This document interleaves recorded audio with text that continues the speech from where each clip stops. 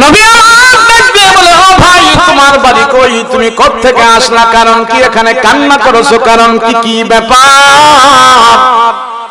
আমি রাসূল কি তোমাকে কোনো কষ্ট দিয়েছি কিনা বলো, কেন এখানে কান্না করো, তোমার মনে কি দুঃখ কি ব্যথা আমাকে বলো, কেন এখানে কান্দো, কাদার কারণ কি আমার পয়গম্বরকে একটু বলো, কেন কান্না করতেছো, কারণ কি বলো, বলো আমি রাসূল তোমাকে কোনো কষ্ট দিয়েছি কিনা বলো। ওই জাদুকর ডাক দিয়া বলে, না মুহাম্মদ, না না, ওই আবু জাহেল উকবা সাইবাদের কথা আমি আসছিলাম তোমাকে জাদুগুরু বলিয়া প্রচার করে দেওয়ার জন্য।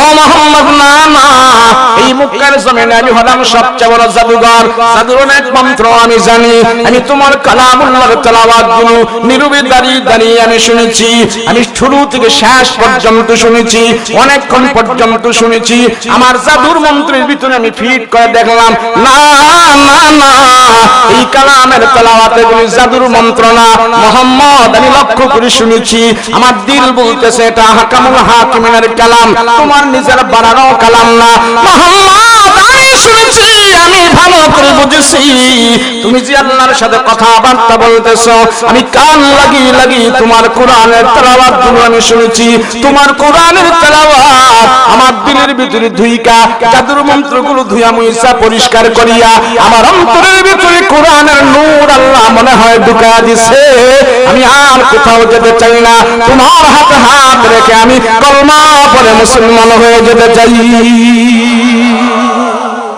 আরে মানুষ যেই কোরআন তেলাওয়াত শুনে জাদুঘর পর্যন্ত মুসলমান হয়েছে, আজ মুসলমানের বাচ্চারা মেসি আর নেইমারের গেঞ্জি গায়ে দিয়ে ঘুমায় থাকে, একটাই কারণ এই সমস্ত যুবকদেরকে আমরা কোরআনের তালিম দিতে পারি নাই, কোরআন কি জিনিস বুঝাইতে পারি নাই, আল্লাহ কি জিনিস বুঝাইতে পারি নাই, সেই জন্য যুবকরা মেসি আর নেইমারের পাগল হয়ে গিয়েছে। কথা বলো ঠিক কিনা?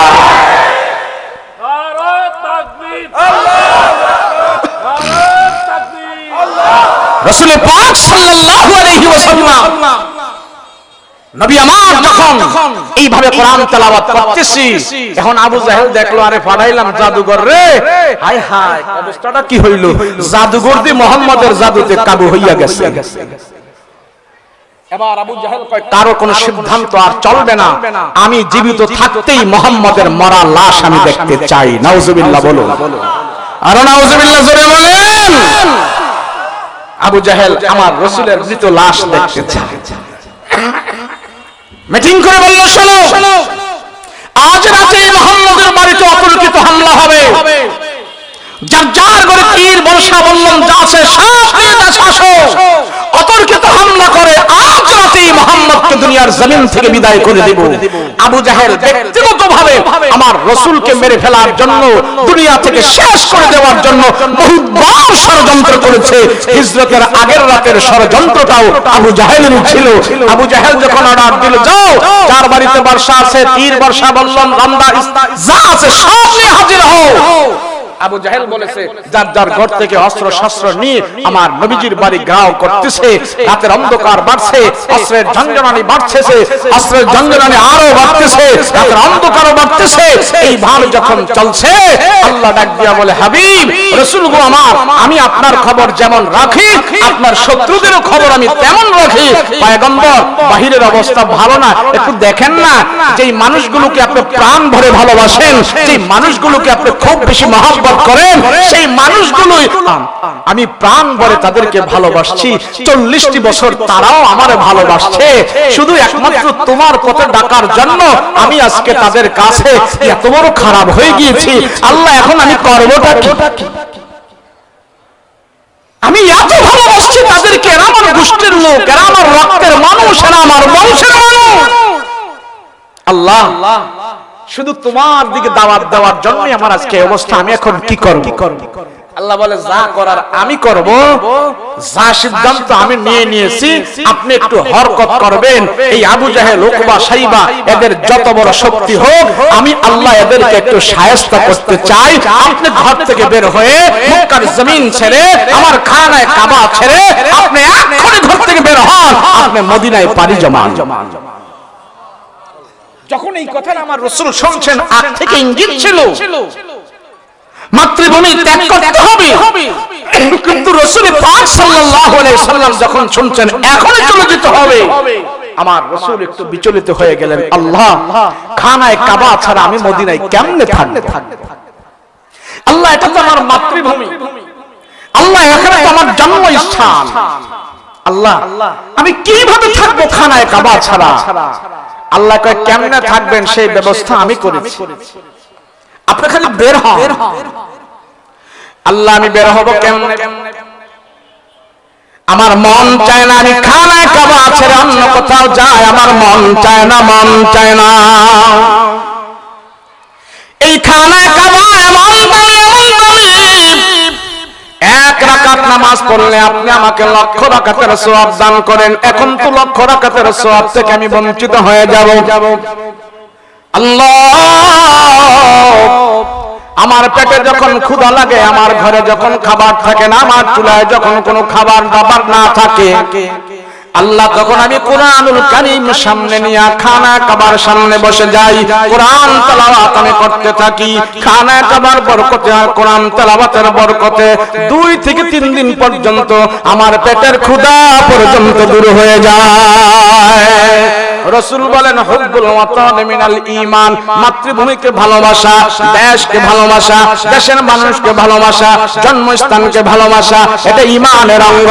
আল্লাহ রাসূলুল্লাহকে ডাক দেয়া বলে, আল্লাহ এই মক্কার জমিনে আমার মা বাবা ঘুমন্ত আছে, আমার বংশধরেরা ঘুমন্ত আছে, এখানে আমার জন্ম হয়েছে, মাঝে মাঝে আমার বাবা আমার কবরের পাশে আমি দাঁড়ায় যাই। মক্কা থেকে মদিনা তো 450 কিলোমিটার দূরে, ওখান থেকে আমি কেমনে আবার মক্কায় এসে আমার বাবা আমার কবরের পাশে দাঁড়াইবো?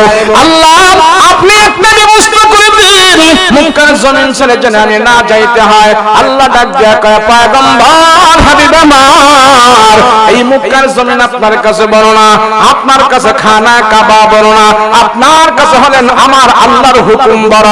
আমার হুকুম মানার জন্য আপনি খানা কাবা এবং আপনার জমিন ছেড়ে আপনি মদিনায় পাড়ি জমা। আল্লাহ কয় খানায় কাবা আমার হুকুম থেকে বড় না, আল্লাহর আদেশ বড়, আমার কাছে দল বড় না, নেতা বড় না, পার্টি বড় না, আহকামুল হাকিমিন আল্লাহর হুকুম বড়। কথা বলো ঠিক কিনা? আমরা দলের জন্য ঈমান বিক্রি করে ফেলি, পার্টির জন্য ঈমান বিক্রি করে ফেলি, 2টা ভোটের জন্য হিন্দুকে মন্দিরে যেয়ে বসে থাকি। তার মত নেতা দিয়ে কি হবে? দেশের দুর্ভিক্ষ এমনি আসে না, দেশ শেষ হওয়ার জন্য এইভাবে না তো। আমাদের ঈমান নষ্ট করেছি, আমল নষ্ট করেছি, ইসলাম বিদ্বেষী মনোভাব নিয়ে আমরা চলেছি, সেই জন্যই আমরা দুর্ভিক্ষের খবর পাইতেছি। কথা বলো ঠিক না? এত উন্নয়ন, এত জাগরণ, এত শিক্ষা, এত অট্টালিকা, এত বিল্ডিং, এত সব কিছু, এরপরেও যদি দুর্ভিক্ষের খবর শুনি তাহলে ফলাফল কি? 0 তো এই উন্নয়ন হলো লাভ হলো কোরআন হাদিস ছাড়া, আল্লাহ রাসূল ছাড়া যতই উন্নত হয় লাস্টে না খায়াও মরতে হবে। কথা বলো ঠিক কিনা? কোরআনের তলে আসো, আল্লাহর রাসূলের আদর্শের তলে আসো, এক বেলা খাবার খাওয়ার পরও দিলের ভিতরে বাদশাহী শান্তি আল্লাহ প্রবেশ করায়া দিবে। আল্লাহ পাক ডাক দিয়া বলেন, বের হন, আপনি বের হন, আপনার কোনো কথা চলবে না। খানা কাবা আপনার কাছে বড় না, আমার আল্লাহর হুকুম আপনার কাছে বড়। নবী আমার দেখতে পাইলেন না, না ঠিকই তো, আল্লাহর হুকুম তো আমার কাছে সবচেয়ে বড়, আর কথা মান্য করা যাবে না, চলে যাই। হযরত আলী রাদিয়াল্লাহু আনহুকে ডাক দিয়া কয়, ভাই আলী, এই নাম আমার কাছে একটা লিস্ট আছে, এই লিস্টের ভিতরে মক্কার অনেক কাফেরদের নাম লেখা আছে। অনেক কাফের মুশরিকরা আমার রাসূলের কাছে দিনার দিরহাম জমা রাখছে, আমানতের ব্যাংক বানিয়া, বিশ্বস্ততার ব্যাংক বানিয়া তাদের মূল্যবান জিনিসগুলো আমার পয়গম্বরের কাছে তারা জমা রাখত।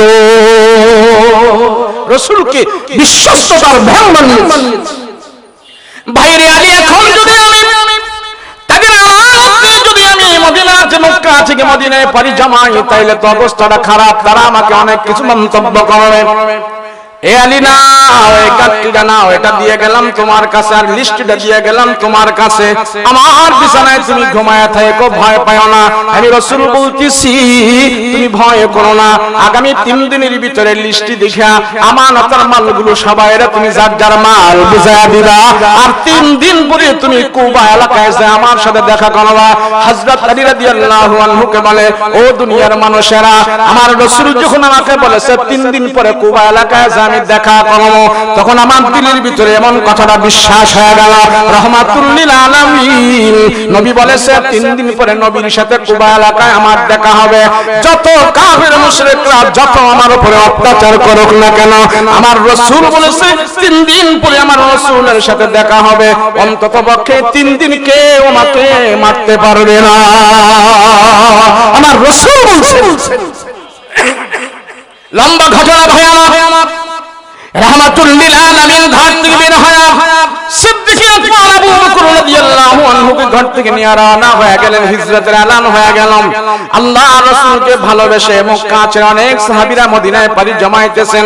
বাড়ি ঘর রেখে দিয়া, ওট বকরি মেষপাল ছাগল সব রেখে দিয়া, দোকানপাট মার্কেট সব রেখে দিয়া, শুধু মুহাম্মদুর রাসূলুল্লাহর ভালোবাসা নিয়ে তারা মদিনায় পাড়ি জমাইলেন। সব সাহাবায়ে কেরাম মদিনার মধ্যে পাড়ি জমাইতেছে। হেঁটে হেঁটে তারা মদিনার প্রান্তে পৌঁছতেছে। রাহমাতুল লিল আলামিন বিশাল বড় এক জামাত নিয়ে মদিনার প্রান্তে যখন যা পৌঁছলেন, আল্লাহর রাসূল দেখতে পাইলেন মদিনার গেটে, মদিনার প্রান্তে, মদিনা থেকে কিছু সংখ্যক লোকেরা, একটা জামাত, তারা সেখানে আমার পয়গম্বরের জন্য তারা দাঁড়িয়ে আছে। রাহমাতুল লিল আলামিন দেখতে পাইলেন কারো হাতে শরবতের পেয়ালা, কারো হাতে দুধের পেয়ালা, কারো হাতে ফুলের মালা, কারো হাতে কবিতার মালা, এক একজন এক একটা জিনিস নিয়ে আমার পয়গম্বরকে রিসিপশনের জন্য সেখানে তারা দাঁড়িয়ে আছে। রাসূল আশ্চর্য হয়ে গেল, আল্লাহ, আমার গোষ্ঠীর লোকেরা, আমার বংশের লোকেরা, আমার রক্তের মানুষগুলো আমাকে ঘর থেকে বের করে দিয়েছে, আর এই মদিনার কিছু মানুষ তারা আমাকে প্রাণ ভরে বুকে দেওয়ার জন্য এখানে অপেক্ষায় আছে। আল্লাহ, তাদেরকে দুনিয়া আখিরাতে কবুল করো। নবীজি তাৎক্ষণিকভাবে হাত উঠে আল্লাহর দরবারে দোয়া করেছে। আল্লাহ আমার পয়গম্বরের দোয়া এমন ভাবে কবুল করেছে, এমন ভাবে কবুল করেছে, মদিনার মানুষের বাগানে খেজুর গাছে 6 মাস ধরে খেজুর আসতো, আর 6 মাস খালি থাকতো। রাসূলের দোয়ার বরকতে আল্লাহ পাক এখন মদিনার প্রত্যেকটা গাছে 12 মাস খেজুরের ব্যবস্থা করে দিয়েছে। রাসূলের আগমনে মদিনাবাসীরা দুর্ভিক্ষ দেখবে দূরের কথা, নবীজির বরকতে কিয়ামত পর্যন্ত আল্লাহ মদিনার মানুষের দুর্ভিক্ষ দূর করে দিয়েছে। ও মদিনাবাসী, রাসূলকে পেয়ে খুশি হও। রাহমাতুল লিল আলামিন সাহাবীদের জামাত নিয়া নবী আমার মদিনার প্রান্তে যখন দাঁড়াইলো, সব সাহাবীরা দাঁড়ায় আছে, আর মদিনাবাসীরা ইস্তেকবাল দেওয়ার জন্য দাঁড়িয়ে আছে। এক যুবক এসে আমার পয়গম্বরকে ডাক দিয়া বলে, ইয়া রাসূলুল্লাহ, ইয়া হাবিবাল্লাহ, ও রহমতের নবী, রাসূল গো, আপনার জন্য আমি দুধ নিয়ে দাঁড়ায় আছি। পয়গম্বর তার হাত থেকে দুধের বোতল, দুধের গ্লাস নিয়ে যখন মুখে টান দিলেন, দেখলেন দুধ একবারে পানসা হয়ে গেছে, মাটা হয়ে গেছে, খাওয়ার উপযুক্ত না। রাহমাতুল লিল আলামিন ডাক দিয়া কয়, যুবকের, মদিনার দুধ এমন কেন? এটা পানসা পানসা দেখা যায়, কারণটা কি? আল্লাহর নবী রাহমাতুল লিল আলামিন কথা বলার পর যুবক ডাক দিয়া বলে, পয়গম্বর, আজ থেকে 4 দিন আগে আপনার জন্য আমি দুধ নিয়ে এখানে দাঁড়ায় আছি। রাসূল গো, আপনাকে মেহমানদারি করাবো, পহেলা দুধ আপনাকে আমি খাওয়াবো। 4 দিন আগে গরম দুধ নিয়ে পয়গম্বর আপনার জন্য এখানে দাঁড়ায় আছি। আমি কোথাও যাই নাই, আমি হাট বাজারে যাই নাই, পায়খানা প্রস্রাব করতে যাই নাই। 4 দিন ধরে পয়গম্বর আপনার জন্য দুধ নিয়ে আমি দাঁড়ায় আছি। 4 দিন পরে তো দুধ আর গরম থাকে না, পানসা হয়ে গেছে। রাহমাতুল লিল আলামিন আপনাকে প্রাণ ভরে মজা করে পরবর্তীতে আমি আপনাকে দুধ পান করাবো। রাহমাতুল লিল আলামিন নবী আমার দেখতে পাইলেন মদিনার পক্ষ থেকে একটা জামাত পয়গম্বরকে রিসিপশনের জন্য দাঁড়ায় আছে। এক যুবক এসে ডাক দিয়া বলে, ইয়া রাসূলুল্লাহ, ও রহমতের নবী, আমার বাবা 4 দিন আগে আমাকে এখানে পাঠিয়েছে। আমার বাবা ছোট্ট একটা বকরির বাচ্চা ভুনা করে বসে আছে, আর আমাকে বলেছে নবীজি যেদিন পহেলা কদম মদিনার মধ্যে রাখবে, রাসূল গো আপনাকে আমাদের বাড়িতে পহেলা মেহমান বানাবো। আমার বাবা বসে আছে আর আমাকে বলেছে রাসূল না আসা পর্যন্ত খাবারের মধ্যে আমি হাত লাগাবো না, পয়গম্বরকে নিয়ে আসবি, তারপরে নবীর সাথে আমরা একসাথে খাবার দাবার করব। রাসূল গো আজকে আমাদের বাড়ির মেহমান আপনি হইবেন, রাহমাতুল লিল আলামিন তার বাড়ির মেহমান হইবে, মনে মনে ভাব নিতেছে। আর এক যুবক এসে ডাক দিয়া কয়, ইয়া রাসূলুল্লাহ, আমার মা ঘরের ভিতরে সুন্দর একটা চাদর আপনার জন্য বিছায়া রাখছে, রাসূল গো আপনি আমাদের বাড়ির মেহমান হবেন। আল্লাহর নবী দেখতে পাইলেন সবাই রাসূলকে মেহমান বানাইতে চায়। আরেক সাহাবী এসে ডাক দিয়া বলে, ইয়া রাসূলুল্লাহ, আমার বাবা গাছের তাজা খেজুর উপরে আপনার জন্য বসে আছে, আমার ভাই বোন কেউ খেজুরের মধ্যে হাত লাগায় না, রাসূল গো আপনি যতদিন পর্যন্ত না চাইবেন ততদিন পর্যন্ত আমার ভাই বোন কেউ আমাদের গাছের খেজুর খাইবে না। আজকে আমাদের আমার সাথে চলেন, আমাদের বাড়ির পহেলা মেহমান আপনি হবে। রাসূল চলেন। আরেকজন এসে টান দিয়ে বলে, ইয়া রাসূলুল্লাহ, পয়গম্বরই তো সামনে আমাদের বাড়ি, রাসূল গো আপনি আমাদের বাড়ির মেহমান হবেন। আরেকজন এসে বলে, পিছনে আমাদের বাড়ি, আমাদের বাড়ির মেহমান হবেন। ওই তো পাহাড়ের উপরে আমাদের বাড়ি, রাসূল গো আমাদের বাড়ির মেহমান হবেন। ওই তো সামনে আমাদের বাড়ি, রাসূল গো আমাদের বাড়ির মেহমান হবেন। এইভাবে এক একজনই পয়গম্বরকে কারাকারি লাগছে মেহমান বানানোর জন্য। পহেলা মেহমান কার বাড়িতে বানাইবে? আল্লাহর নবী তাৎক্ষণিকভাবে সিদ্ধান্ত নিলেন, আমি মানুষ হলাম একজন, কার বাড়িতে যাব, কারে খুশি করব, কারে বেরাজি করব? না না না, এবার মক্কা মদিনার সব সাহাবীদেরকে ডাক দিয়া কয়, ও সাহাবীরা, আমি রাসূল আজকে ইচ্ছা করে কারো বাড়ির মেহমান হব না। মক্কা থেকে যে উট দিয়ে আমি মদিনা পর্যন্ত আসছি, উটের উপরে আমি বসা থাকব। এই উটটা চলতে চলতে যায় মদিনায় যার বাড়িতে বসবে, আমি রাসূল তার বাড়ির মেহমান হয়ে যাব। রাসূল দেখলেন আমি কার বাড়িতে যাব, এত ভালোবাসা, এত মহব্বত সবাই আমাকে করতেছে, আমি কার মহব্বত গ্রহণ করব, কারে বাদ দেব? সবাই তো মেহমান বানাইতে চায়। রাহমাতুল লিল আলামিন বলেন, সাহাবীরা রে, এ মদিনাবাসীরা, আর আমার সাথে হিজরত করে যারা আসছে মক্কা থেকে, সবাই তোমরা দাঁড়াও। আল্লাহ রাসূল উটের উপরে উঠলেন, আর নবীজি সব সাহাবীদেরকে বললেন, তোমরা আমার উপরে দুরূদ পড়তে থাকো।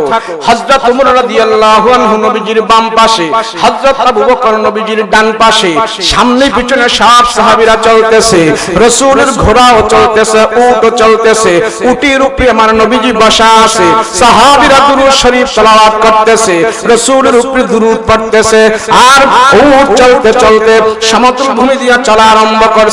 চলতে চলতে যে পাহাড়ের উপরে উঠলো, পাহাড়ের উপরে উঠে একটা দোতলা বাড়ির সামনে বসে গেল। আল্লাহর নবী উটের টান দেয়, ওঠো, উঠে না, উট হাঁটু করে সেখানে বসে গেল। আল্লাহর রাসূল টান মারে, ওঠো, ওঠে না, আর রাসূল টান দেয়, ওঠে না। আমার নবী জোর করে উটের যখন টান মারছে, উটের জবান থেকে আওয়াজ বের হয়ে গেছে।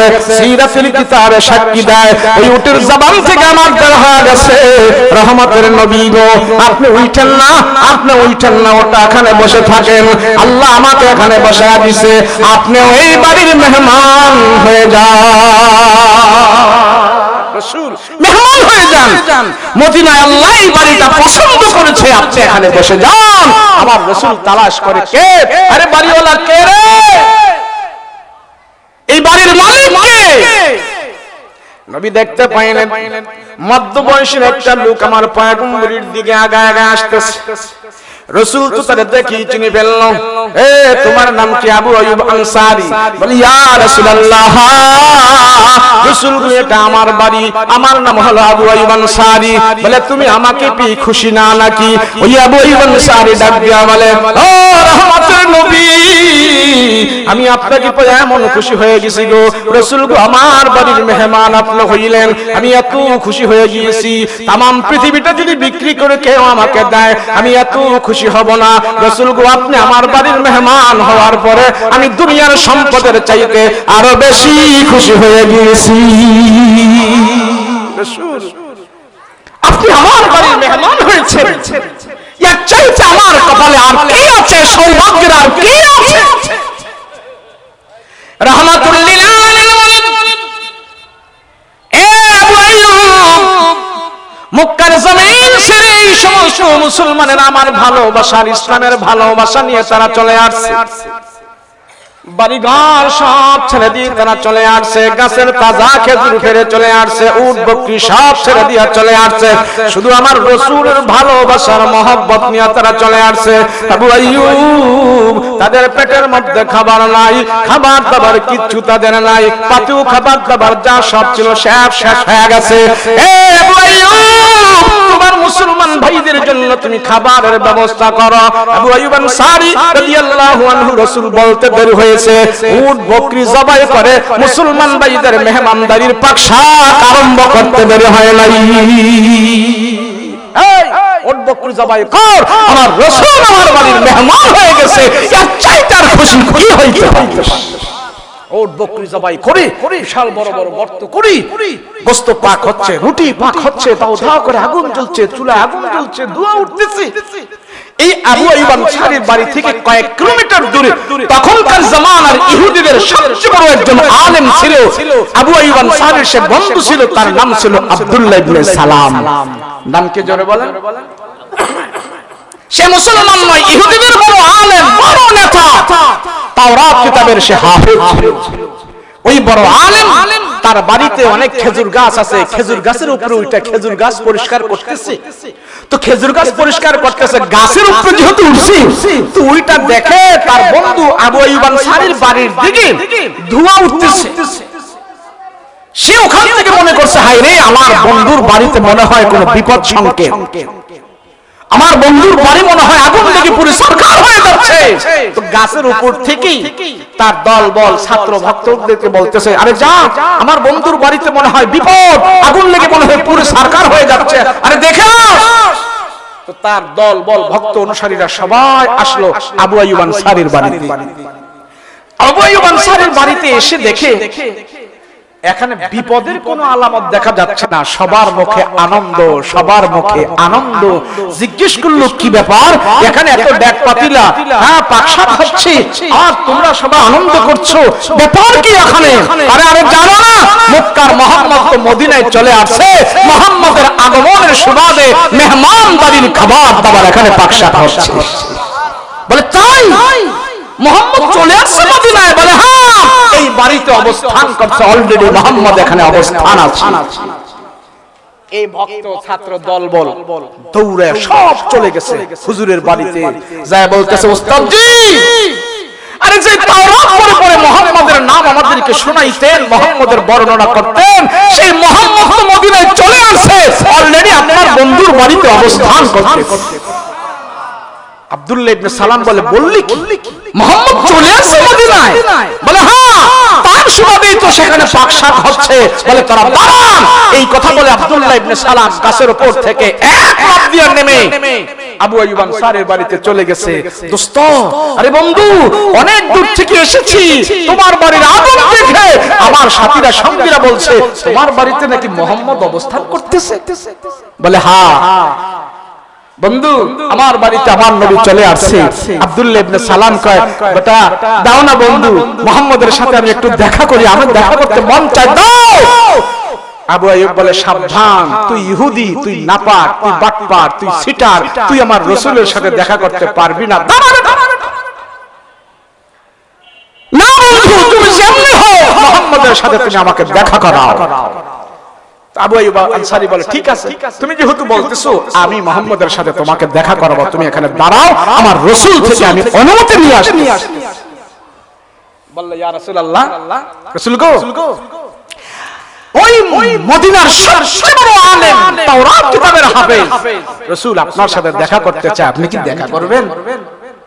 বলে আরে অসুবিধা নাই, আমি মক্কা থেকে তার নাম বহুত শুনেছি, সে বিশাল বড় এক আলেম, যদিও সে ইহুদি কিন্তু সে তো আলেম, তার একটা মর্যাদা আছে, তার একটা সম্মান আছে, আসতে বলো, আমি রাসূল তার সাথে দেখা করব।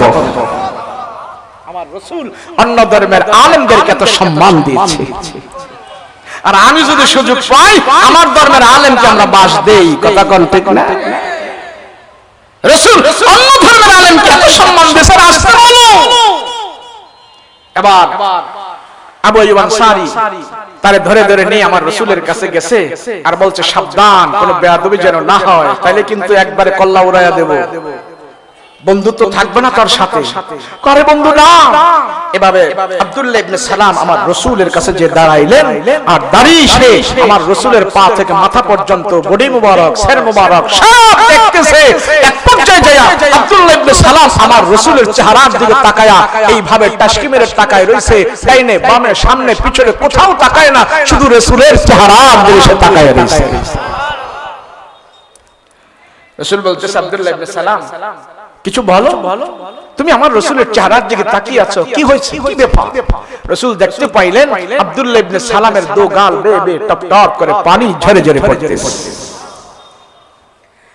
রাসূল বললেন আব্দুল্লাহ ইবনে সালাম কি ব্যাপার, কিছু বলো, কেন আমার চেহারায় তাকিয়ে আছো, অসুবিধা কি, সুবিধা কি, বলো না। ইহুদি আলেম আব্দুল্লাহ ইবনে সালাম আমার পয়গম্বরকে ডাক দেয়া বলে, ও রাসূল আমার, আমি জানা তো কাছ থেকে রাসূল গো আপনাকে দেখতে পারবো, জীবনে আমি বিশ্বাস করি নাই, আমি ভাবি নাই এত কাছ থেকে যেন আমি আখিরি জামানার নবীকে আমি দেখতে পারবো, এটা আমার কোনোদিন কল্পনাও ছিল না। রাসূল আমার কল্পনাও ছিল না এত কাছ থেকে আপনাকে দেখতে পারবো। রাহমাতুল লিল আলামিন বলে আব্দুল্লাহ ইবনে সালাম, ভালো তুমি আমাকে দেখেছো, কিন্তু তুমি কি দেখেছো আমাকে বলো, এতক্ষণ পর্যন্ত আমার চেহারার দিকে তাকিয়ে রইলা কেন, কারণ কি বলো? ইহুদি আলেম ডাক দিয়া বলে, ও রহমতের নবী, আমি তাওরাত কিতাবটা পড়েছি, তাওরাত কিতাবটা আমার মুখস্থ আছে, আমার দিলের ভিতরে হেফজ করা আছে। ওই তাওরাত কিতাবের ভিতরে বর্ণনা দেওয়া আছে, আখিরি জামানার নবী যে হবে তার বর্ণনা সেখানে দেওয়া আছে। নবীজি তাওরাত কিতাবের সাথে মিলায় আপনার চেহারাটা আমি দেখলাম, তাওরাত কিতাবের ভিতরে দেওয়া আছে আখিরি জামানার নবীর কপালটা কেমন হবে, তাওরাত কিতাবের ভিতরে আছে আখিরি জামানার নবীর কানগুলো কেমন হবে, তাওরাত কিতাবের ভিতরে আছে আখিরি জামানার নবীর বুড়ুগুলো কেমন হবে, নাকটা কেমন হবে, চুলগুলো কেমন হবে, দাড়িগুলো কেমন হবে, তার দাঁত মুবারকগুলো কেমন হবে, পাই টু পাই সব তাওরাত কিতাবের ভিতরে দেওয়া আছে। আর আমি তাওরাত কিতাব থেকে পড়ে পড়ে আমার দিলের ভিতরে আমি মুখস্থ করেছি। রাসূল গো তাওরাত কিতাবে যা বর্ণনা আপনার সব আমি মুখস্থ করেছি, আমার দিলের ভিতরে আছে। এবার আব্দুল্লাহ ইবনে সালাম বলে, ইয়া রাসূলুল্লাহ, রহমতের নবী, আমি আপনার চেহারার দিকে তাকায় তাকায় আর তাওরাত কিতাবের দিকে তাকায় তাকায় আমি যুগবিয়োগ করে কষ্টি পাথর দিয়ে মিলায়া দেখলাম, তাওরাত কিতাবের ভিতরে যা যা আছে রাসূল হুবহু সব কিছু আপনার চেহারার মধ্যে পেয়েছি। আমার দিল সাক্ষী দিতেছে আপনি সত্য পয়গম্বর। তাওরাত কিতাবের ভিতরে যা কিছু আছে হুবহু সব বাস্তবে আপনার চেহারার ভিতরে আমি মিলায়া দেখলাম, একটা জিনিস অসম্ভব নয়, সব কিছু আপনার চেহারার মধ্যে আমি পেয়ে গেলাম। আমার দিল সাক্ষী দিতেছে পয়গম্বর আপনি শ্রেষ্ঠ নবী, আপনি দু জাহানের নবী, আপনি সত্য নবী। সাদ্দাকতা ইয়া রাসূলুল্লাহ, আমি সাক্ষী দিলাম আপনি পুত পবিত্র, আপনি খারাপ হতে পারেন না। এই চেহারা দেখে আমি সাক্ষী দিয়েছি রাসূল গো আপনি শ্রেষ্ঠ পয়গম্বর, আমার কোনো আর সন্দেহ নাই। রাসূল আপনি সত্য। রাসূল বলে আচ্ছা আমি যদি সত্য হয়ে থাকি তাহলে তুমি মুসলমান হয়ে যাও না, মুসলমান হয়ে যাও, আমি তো সত্য রাসূল পেয়েছো। আব্দুল্লাহ ইবনে সালাম বলে ইয়া রাসূলুল্লাহ, আমি তো সত্য রাসূল পেয়েছি, আমি মুসলমান হয়ে যাব, আপনার সাথে কথা দিলাম। তবে আমি একা একা হব না, আমার ছাত্র দল বল ভক্ত অনুসারী যারা আছে রাসূলগো সবাইকে নিয়ে আপনার মজলিসে আমি হাজির হব, আমাদের সবাইকে আপনি কলমা পড়ি মুসলমান বানিয়ে দিবে। রাসূল কো তাহলে তো ভালোই হয়, ইসলামের কাজটা সুন্দর মতো করা যাবে, ভালোই তো হয়। যাও আব্দুল্লাহ ইবনে সালাম আমার নবীজির কাছ থেকে যে দৌড়ে ভক্ত দলবল অনুসারী সবাইকে নিয়ে আসলো। আরে আয়, এতদিন যে নবীর বর্ণনা তাদেরকে শোনাইতাম, আজ সেই নবীকে বাস্তবে তাদের সামনে ধরে তুলবো। আরে আয়, সব দলবল নিয়ে হাজির হওয়ার আগে আমার রাসূল আব্দুল্লাহ ইবনে সালামরে বলেছিল, ইয়া রাসূলুল্লাহ, আমি ইহুদি গো আলেম, এরা আমারে সবাই মানে, ইহুদি জাতরা খুব খারাপ জাত, এদেরকে বোঝানোর জন্য আপনি যে সত্য রাসূল, আমি আপনাকে কয়েকটা প্রশ্ন করব, রাসূল গো জানি আপনি উত্তর দিয়ে দিতে পারবেন, তারপরেও আমি আপনার থেকে অনুমতি নিচ্ছি আমার ভক্ত অনুসারীদেরকে শোনায়া আপনি উত্তরগুলো দিয়ে দিবেন। রাসূল বলে অসুবিধা নাই, কয়েকটা না, তুমি যতগুলো মন চায় প্রশ্ন করো, ইনশাআল্লাহ আমি উত্তর দিয়ে দেব। এবার সব ভক্ত অনুসারী দলবল সবাই নিয়ে আমার রাসূলের কাছে হাজির হইছে আর বলে, এই শোন, আমি মুহাম্মদকে প্রশ্ন করব, যদি উত্তর দিয়ে দিতে পারে তোদের বার চাবো না, আমি কিন্তু মুসলমান হয়ে যাব। হুজুর আপনি যদি হয়ে যান তো আমরা বাকি থাকবো কি, আমরাও মুসলমান হয়ে যাব। বলে ঠিক আছে। তো আব্দুল্লাহ ইবনে সালাম আমার রাসূলকে এক নম্বর প্রশ্ন করলেন, রাসূল কালেমা পড়ে যারা মুসলমান হবে, আল্লাহ মানবে, মুমিন হবে, এরা তো বেহেশতে যাবে? বলে হ্যাঁ, অবশ্যই বেহেশতে যাবে। রাসূল গো আমার প্রশ্নটা হলো, আল্লাহ তো জান্নাতের মালিক, আল্লাহ তো বেহেশতের মালিক, আর আমরা হব জান্নাতের মেহমান। যেদিন আমরা জান্নাতে যাব, আল্লাহ জান্নাতি মেহমানদেরকে সর্বপ্রথম কোন খাবার দিয়ে মেহমানদারি করাইবে, সেই খাবারের নামটা একটু জানতে চাই। রাসূল বলে, আরে এটা তুমি বলো কি, তুমি তো তাওরাত থেকে প্রশ্ন করছো, আর উত্তরও তাওরাতের মধ্যে আছে, জানো না কি? বলে রাসূল আপনার মুখ থেকে আমি শুনতে চাই। বলে আল্লাহ পাক জান্নাতের মেহমানদেরকে সর্বপ্রথম যেই খাবার দিয়া মেহমানদারি করাবে সেটা হবে মাছের কলিজা।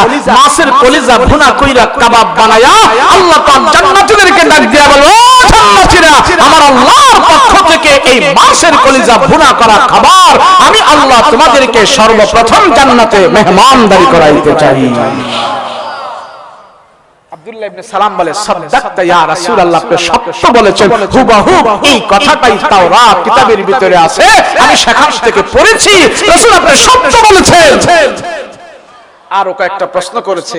এবার আব্দুল্লাহ ইবনে সালাম বলে, এই মুহাম্মদ উত্তর দিয়ে দিয়েছে, আমি মুসলমান হয়ে গেলাম। যখন এইভাবে হাত বাড়িয়েছে আব্দুল্লাহ ইবনে সালামের সাথে আরো ইহুদিরা এইভাবে হাত বাড়িয়েছে, রাসূল কলমা পড়িয়ে তাদেরকে মুসলমান বানিয়ে দিয়েছে। এবার আব্দুল্লাহ ইবনে সালাম আমার রাসূলের কাছে একটা প্রস্তাব রাখলেন, রাসূল আমি জানি আপনার মতেই সবকিছু হবে, তারপরও আমি আপনার থেকে একটু রক্ষা চাই। রাসূল আমি তো মুসলমান হয়ে গেছি, আমি এখন মুসলমানের রেওয়াজ অনুযায়ী চলবো, তবে আমি ইহুদি থাকা অবস্থায় উটের গোশত খাইতাম, উটের চর্বি এবং দুধ খাইতাম। নবীজি আমি যে এখন মুসলমান হয়েছি, তো আমার মন চাচ্ছে আমি এখন শুধু গোশতই খাবো, উটের চর্বি আর দুধ খাবো না। ওই ইহুদি ধর্মের নিয়মটা একটু পালন করতে পারবো কিনা? রাসূল আপনি যদি যা বলে আমি তাই মানবো, তারপরে যদি অনুমতি থাকে রাসূল গো আপনি আমার একটু অনুমতি। আমাদের সমাজে এমন কিছু লোক আছে না, দুই কলমার মুসলমান আছে না, কাফের মুশরিকরা সম্পর্ক রাখতে চায়, আবার আল্লাহরও সম্পর্ক রাখতে চায়, দরগাতেও যায়, দুর্গাতেও যায়, মাজারেও যায়, হিন্দুদের ইয়াতেও যায়, আবার পহেলা কাতারে শুক্রবারের জুমার মুসল্লিও থাকতে চায়। তো আব্দুল্লাহ ইবনে সালাম বলে, ইয়া রাসূলুল্লাহ এখন তো ইহুদিদের বাড়িতে থাকি, ওদের এলাকায় থাকি, তো ওই নিয়মটা যদি মেনে চলি তো একটু ভালো হয়। এরপরে রাসূল আপনি যদি অনুমতি দেন। রাসূল বলে, শোনো, তুমি যেই ধর্মে প্রবেশ করেছো সেই ধর্মের মালিক আমি রাসূল নয়, সে মালিক হলেন আল্লাহ। আল্লাহ যদি তোমাকে এমন দুই দিকে পা দিয়ে থাকার পারমিশন দেয়, তাহলে আমি রাসূলও দিব। এই সিদ্ধান্ত আমি দেওয়ার কিছু নয়, আমি দেওয়ার কেউ নয়, আমি তোমার কথাটা হাওলা করে দিয়েছি আল্লাহর উপরে। আল্লাহ যদি চায় তাহলে তোমাকে আল্লাহ পাক সেই সমাধান দিবে, আমার কাছে এটা বইলা লাভ নাই। এই কথা বলে রাসূল যখন আল্লাহর উপর হাওলা করে দিয়েছে, আব্দুল্লাহ ইবনে সালাম তার দলবল সব এখানে চুপ করে আছে। এই মুহূর্তে জিবরাইল আমিন গট গট গট করে কোরআনের একখানা আয়াত আমার রাসূলের কাছে হাজির করে দিয়েছে। তাই আমি খুতবার মধ্যে পড়েছিলাম, ইয়া আইয়ুহাল্লাযীনা আমানু দুখুলু ফিস-সিলমি কাফা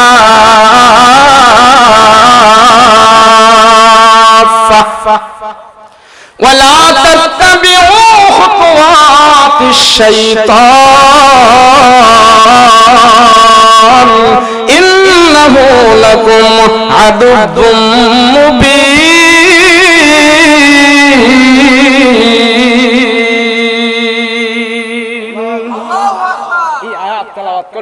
আর আল্লাহ জানাই দিলেন হাবিব তারে জানাই দেন সে যে ইসলামের ভিতরে ঢুকছে অর্ধেক অর্ধেক ঢুকলে হবে না, ইসলামের ভিতরে পুরি ভাবে ঢুকতে হবে। তার মন চাইলে সে ইসলাম মানবে না মানবে, ইসলাম মেনে যদি চলতে হয়, মুসলমান যদি হতে হয়, আমার আল্লাহর জান্নাতে যদি যেতে হয়, জাহান্নামের দরজা যদি সে বন্ধ করতে হয়, জান্নাতের দরজা যদি খুলতে হয়, ইসলামের ভিতরে অর্ধেক অর্ধেক ঢুকলে হবে না, পুরি ভাবে ঢুকতে হবে। ইসলামে কি অর্ধেক ডুববো না পুরা ডুববো? অর্ধেক না পুরা? পুরা না ঢুকলে আল্লাহর জাহান্নামের আগুন থেকে আমরা বাঁচতে পারবো না। কথা বলেন ঠিক কিনা? অর্ধেক জিনিসে মজা আছে? কথা কন, অর্ধেক জিনিসে মজা আছে? অর্ধেক জিনিসে মজা নাই, অর্ধেক জিনিসে কোনো মজা নাই, অর্ধেক জিনিসে কোনোদিন শান্তিও নাই, অর্ধেক জিনিসে কোনো মজাও নাই। একবার মশারি টানাইছে কি লাগা জানেন? মশার কামড়তে বাঁচার লাগা। কার লাগা? কথা কয় না, কার লাগা? বেড়ায় মশারি টানাইছে মশার কামড় থেকে বাঁচার লাগা। এখন মশারি টানাইয়া যদি হাই চিন্তা করে মাথাটা মশারির ভিতরে ঢুকাইলাম, হাতগুলো মশারির ভিতরে ঢুকাইছি, পাড়ি বাইরে রাখছি, মশাইকে সালাম দিয়া চলে যাইব না কামড়াইব? কথা কন না। অর্ধেক মশারি ঢুকছে, যে বেটা মশার কামড় থেকে বাঁচতে চায় মশারির ভিতরে অর্ধেক ঢুকার পরে সে মশার কামড় থেকে বাঁচতে পারে না। কথা বলেন ঠিক কিনা? তাহলে একটা সামান্য প্রাণী মশা, এই মশার কামড় থেকে যদি বাঁচতে হয় তাহলে পুরোপুরি ভাবে মশারির ভিতরে ঢুকতে হয়। কথা বলেন ঠিক কিনা? ও মানুষ, আল্লাহর আযাব থেকে যদি বাঁচতে হয়, দুর্ভিক্ষ থেকে যদি বাঁচতে হয়, জাহান্নাম থেকে যদি বাঁচতে চাও, তাহলে অর্ধেক অর্ধেক ইসলাম মানলে হবে না, ইসলামের ভিতরে পুরোপুরি ভাবে ঢুকতে হবে। কথা বলেন ঠিক কিনা? ঢুকবেন কেমনে? মাগরিবের নামাজে আর এশারের নামাজে যেই মুসল্লি ফজরের নামাজে আসেনি, আছে আছে নাই, তাহলে পুরো হইল না অর্ধেক হইল? কথা কন না, পুরা না অর্ধেক? বুঝা গেল অর্ধেক কাজে মজা নাই, অর্ধেক কাজে আল্লাহও সন্তুষ্টি না। কথা বলেন ঠিক কিনা? পুরাপুরি ভাবে মানো। কি মানো? পুরাপুরি ভাবে মানো। রাসূল বলেছেন মান তাশাব্বাহা বিকওমিন ফাহুয়া মিনহু। ভালোবাসা, সম্পর্ক, মহব্বত যার সাথে তুই হাসরে উঠবিও তার সাথে। তো মেসি নেইমারের গেঞ্জি গায়ে দিয়ে যে ঘুমায় থাকো, এই অবস্থায় মরলে উঠবা কার সাথে? কথা কয় না, কার সাথে? মেসি কইব বল ভালো পাইছি না, লাইতে পারি না, তোরে লাইতে হইল। বল কিভাবে লাথি দিছে? ফেরেশতারা তোমারে লাইতে সেদিন বুঝাইবে ভালোবাসা কেমনে করছো। ভালোবাসা কার সাথে হবে? ধরে বলেন না, কার সাথে হবে? মানুষ, আরে মানুষ, আমার নিজের জীবন কোন দিকে, আমি যাচ্ছি কোন দিকে, সেই খবর আমার নাই। ওই জাহেলিয়াতের যুগের মানুষের মতো আমাদের অবস্থাটা হয়ে গেছে। কথা বলেন ঠিক কিনা? তাই আল্লাহকে অস্তে দুনিয়ায় যত মজা, দুনিয়ায় যত আনন্দ, এই আনন্দ দুনিয়াতে একদিন আমাদেরকে বেদনা দেয়। কথা বলেন ঠিক কিনা? এই যে ফুটবল খেলা, খুব একদল লাফাইতেছে, বাপে আর ভোলায় দুই দল করে, বাপে করে ব্রাজিল আর ভোলায় করে আর্জেন্টিনা। এখন আর্জেন্টিনা কিছুদিন আগে নাকি সৌদি আরব লাগে গোল খাইছে। কোন দিন খাইছে জানি না, তো ফুলায় কাবা ওয়াজ লাগাও, ফুলায় বাপেরে কয় কি কাবা ওয়াজ লাগাও, কয় কে? আমি ব্রাজিলের খেলা দেখলাম। তোমার দল খালো মেলা, কয় কে? তোমার দল খাইছে দেখা। হের দল জিতার কারণে বাপেরে কয় আর খেলা দেখন যেত না। হের দল হারার কারণে ছেলে আর্জেন্টিনা করে, বাপে ব্রাজিল করে, বাপে খুব খুশি ফুলার দল হারছে। দোনো বাপ পুতে এই নিয়ে টিভি দেখা, বাপ পুতে কয় ওয়াজ শুনমু আর বাপে কয় খেলা দেখলাম। এমন নাই আছে নি? বহুত আছে। তাহলে যেই খেলার দ্বারা একজন হাসে আরেকজন কান্দে, এমন ভালোবাসা আমাদের দরকার নাই। কথা বলেন ঠিক কিনা? আমরা সব সময় ভালোবাসা নিয়ে থাকতে চাই, সব সময় আমরা প্রফুল্ল হয়ে থাকতে চাই, সব সময় আমরা দুঃখের কোনো চিন্তা করি না। আমরা তো দুঃখ তখনই পাবো যখন আল্লাহ আমাদেরকে জাহান্নামে দিবে, জান্নাত থেকে বঞ্চিত করে দিবে। সেই আশায় আমরা দুঃখ প্রকাশ করতে পারি, আর আমাদের কোনো দুঃখ নাই। কথা বলেন ঠিক কিনা? মেসি হারুক, নেইমার হারুক, তার বাপে হারুক, আমাদের কি আছে? কথা বলেন। বাদাইমার ফুলারা 200 হাত লম্বা পতাকা বানায়। ফকিন্নির ফুলারা খাইতে পায় না, 200 হাত লম্বা পতাকা বানায়। কথা কোন ঠিক কিনা? আর কি হয়ে গেল সমাজের নেতারা, মুরব্বীরা সমাজকে পরিচালনা করে, এরাও তাদের সাথে আনন্দ করতেছে। হায় হায়, এই আনন্দ একদিন আমাদের জন্য বেদনা হয়ে যাবে। কথা বলেন ঠিক কিনা? যাই হোক, যা কিছু বলতেছি শুনতেছি, আল্লাহ যেন আমল করার তৌফিক দান করে, বলেন আমিন। ভাই, সময় স্বল্পতার কারণে আপনাদেরকে পর্যাপ্ত পরিমাণ সময় দিতে পারি নাই, সেজন্য আন্তরিকভাবে দুঃখিত। সবাই দোয়া করবেন। দেখেন এই দেহ আপনাকে কি এই স্বভাব আছে নাকি? বক্তায় দোয়া টোয়া করবো না? আরে আমি তো মুসাফির যদি দোয়া করে, রাসূল বলেন দোয়া কবুল হয়। কি হয়? বলছেন কে?